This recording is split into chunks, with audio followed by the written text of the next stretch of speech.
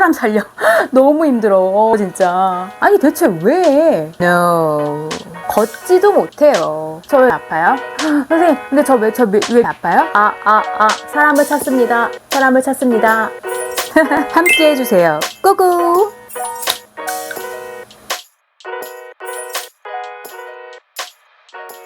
안녕하세요. 언니 동생 친구 여러분들, 림프의 요정 뉴진입니다. 유방암 수술 종합 한 줄 평을 이야기하자면 쉽지만은 않더라 입니다. 정확히 2022년 12월 31일 선행항암 치료를 마치고 약 3주 뒤에 올해 1월 중순께 유방암 수술을 했는데요. 유방암 수술 경험자로서 당시 힘들었던 대표적인 3가지 일명 빅3 이야기해볼까 합니다. 그땐요 시간이 가고 회복은 되나? 되기는 되는 거야? 막 이랬거든요. 진짜 추운 겨울이었어요. 꽁꽁 싸매고 다녔는데 지금은 무지 덥잖아요. 힘든 시간은 지나갑니다 여러분. 좀 봐. 힘든 포인트 하나, 수술 전 검사. 물론 당연한 과정이긴 한데요. 왜 힘드냐? 항암 치료가 차수가 쌓이니까 회복이 점점 더디고 부작용이 훨씬 심해지는 거예요. 막항을 마칠 때 다음 과정에 예약을 잡아주시거든요. 보통은 계속 항암이니까 열흘 뒤에 외래 이런 식으로만 잡혔는데 이번에는 대망의 끝판 왕과정이잖아요. 대망의 암 수술만 남은 시점이라서 외래 진료와 검사가 무지하게 많이 잡히더라고요. 막항 후에 열흘이 지나도 제가 계속 병든 닭처럼 걸걸걸걸걸 했던 것 같은데 기력이 떨어졌는데 검사를 받으러 장시간 왔다 갔다 해야 되고 여러 번 들락거리게 되니까 조금 힘들었어요. 첫 번째로 호흡기 내과. 제가 항암 치료 중간에 폐렴이 왔었잖아요. 기능이나 염증 이런 것들이 다 괜찮아졌는지 다시 한번 체크를 하는 과정이 있었고요. 두 번째로 제가 간 수치도 올랐던 이력이 있어서 복부 CT 검사도 진행을 했었어요. 세 번째로는 본격 유방암 관련 수술 전 검사들. 유방 MRI. 그 통 속에 들어가서 댕댕댕댕댕댕 딩딩딩딩딩딩 하는 거 엎드려서 받아야 되는 게 있어요. 20-30분 있어야 되는데 굉장히 지겹고 살짝 고통스러워요. 그리고 유방 초음파와 엑스레이도 당연히 찍었습니다. 선행항암 시작하기 전에 암 병변에 클립을 삽입하거든요. 나중에 항암 치료 마친 후에 암 병변이 없어져서 암의 위치를 못 찾으면 안 되니까요. 그래서 그 클립도 수술 전에 다시 한번 체크를 하고 병변 부위를 초음파로 샅샅이 봐주시더라고요. 이때 초음파 봐주신 선생님 얼굴을 또 유심히 봤죠. 제가 암 진단 전에 초음파 보셨던 선생님들 표정이 하나같이 어두웠거든요. 빗금 쳐져 있는 얼굴들. 그때 경험 때문에 그런지 선생님들 표정을 관찰하고 눈치를 보게 되는 거예요. 제가 조심스럽게 여쭤봤죠. 수술 전이라서 항암 치료 결과를 눈꼽만큼도 전혀 알 수가 없었거든요. 최대한 말씀을 아끼시더니 큰 걱정하지 마세요. 딱 한마디 해주셨는데 이게 뭐라고. 진짜 마음이 한결 편해지는 거예요. 의사 선생님들 한마디에 막 일희일비하게 되는 게 어쩔 수 없는 것 같아요. 그죠? 또 하나는 목 부분 림프절을 확인하기 위해서 갑상선 초음파를 했습니다. 유방암 진단 초기에는 다른 대학병원에서 검사를 했었는데 지금의 병원에서는 요검사를 했던 이력이 없어서 재진행을 하게 된 거였어요. 여기까지만 해도 너무 많은데?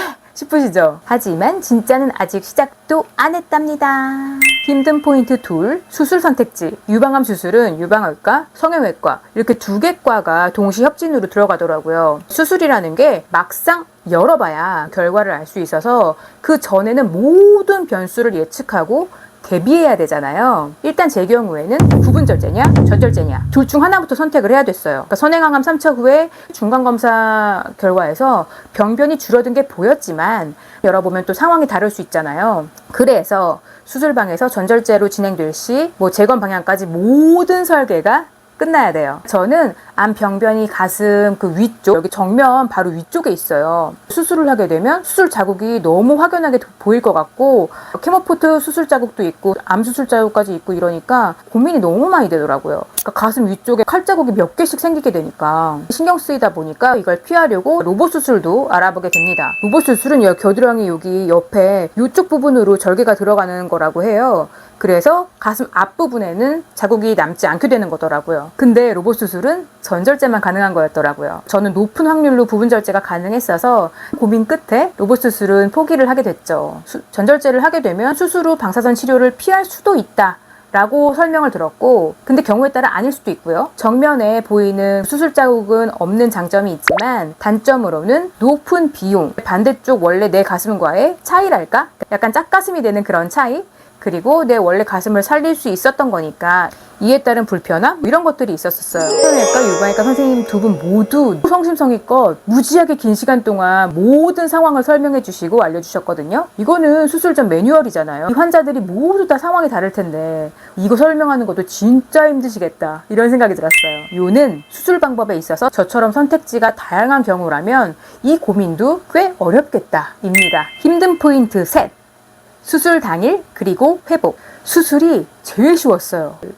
유방암 환자분들이라면 이 말 한 번씩은 다 들어보셨죠? 겪어보니까 어떤 힘인지는 알겠어요. 근데 저는 사람 살려 너무 힘들어. 너무 힘들어 진짜. 아니 대체 왜 저 입원했을 때 그 같은 병동에 수술 환자가 확 몰렸던 주간이었나 봐요. 제가 수술 순서가 4번째였던 걸로 기억을 해요. 보통 나이 많은 순으로 수술방에 들어간다고 하는데 수술 당일 밤 12시부터 금식을 하거든요. 수술 들어가기 전까지 계속 금식이 유지가 되는 거죠. 수술 순서가 4번째니까 와 진짜 제가 오후 4시 40분 정도에 수술하러 들어갔거든요. 그러니까 16시간 이상을 물 한 모금 못 먹고 대기를 한 거죠. 그럼 나중에 또 아침부터 바쁩니다. 수술장에서 림프전이 확인을 위해서 그 겨드랑이 아래 림프 몇 개를 떼는 감시림프절 생검도 진행이 되잖아요. 림프를 염색하는 유륜 주사라는 것도 맞고요. 근데 이거 생각보다 안 아팠어요. 그리고 또 몇 군데 검사를 했는데 사진은 있는데 그날 또 정신도 없어서 갈증나고 힘든데 끌려다녀가지고 솔직히 기억이 안 나요. 아무튼 그냥 목만 마르고 바쁘냐? No. 걷지도 못해요. 왜냐하면 오른쪽이 병변인지라 정맥주사 포트를 반대쪽 다리에 연결을 했거든요. 양팔 사용 금지, 왕큰 바늘, 그 위에 압박 스타킹을 신은 채로 또 대기를 합니다. 걸을 때마다 바늘이 움직여서 너무 불편하고 아파요. 화장실도 쩔뚝거리면서 겨우 갈 수 있고요. 정말 산성장처럼 누워있었어요. 막 갈증은 나지, 목마르지, 시간이 너무 안 가는 거예요. 눈 뜨고 눈만 끔뻑끔뻑 하고 있었죠. 이상하게 긴장은 안 되더라고요.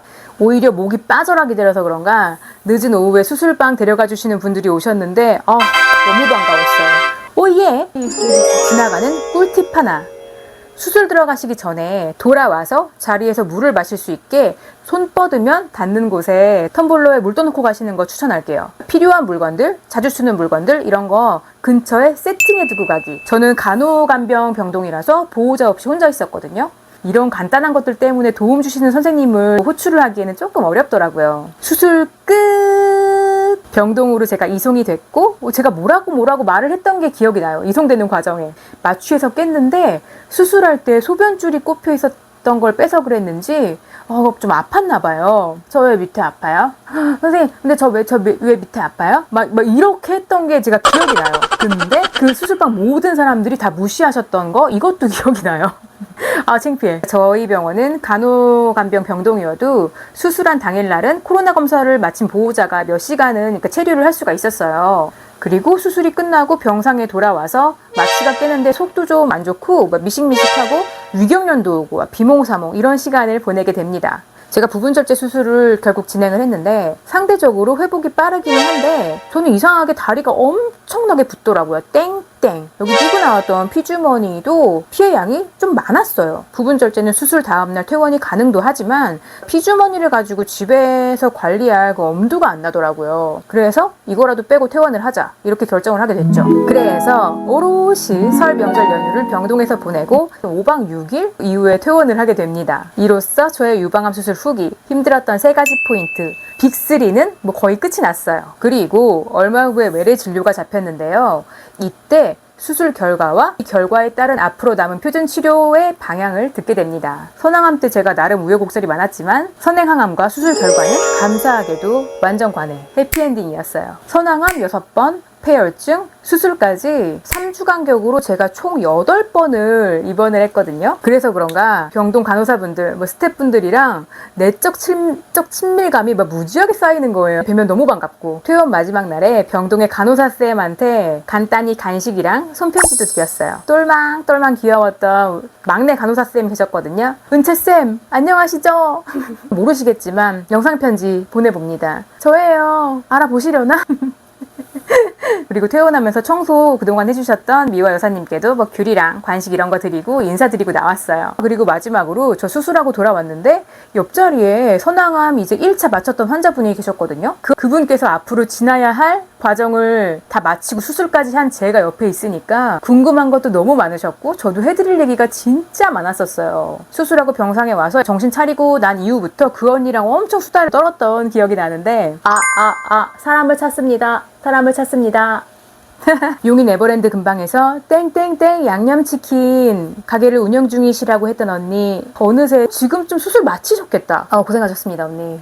혹시라도 제 영상 보시게 되면 댓글이라도 남겨주세요 언니. 나중에 병원에서 뵈면 커피 한잔 해요 진짜. 저 퇴원하고 집에 오자마자 그 언니가 하신다는 그 브랜드에서 유명한 치킨이 있어요. 슈프림 뭐라고 이렇게 있는데 저 그거 시켜 먹었잖아요. 길고 길었던 저의 유방암 수술설을 들어주셔서 대단히 감사합니다.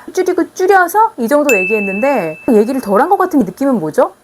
혹시 제 이야기 과정이나 유방암 수술 관련해서 궁금한 점이 있으시다면 댓글 남겨주시면 제가 아는 선에서는 대답을 해드리도록 할게요. 유방암 치료에 있어서 수술이 제일 쉽다고 하긴 하잖아요. 항암보다 쉬운 건 맞지만 담당 선생님과 잘 상의해서 마무리하시고요. 회복하는 동안은 맛있는 거 많이 드시고 가능한 선에서 열심히 걷고 붓기도 얼른 빼시고 모두 건강하게 회복하시길 바라겠습니다.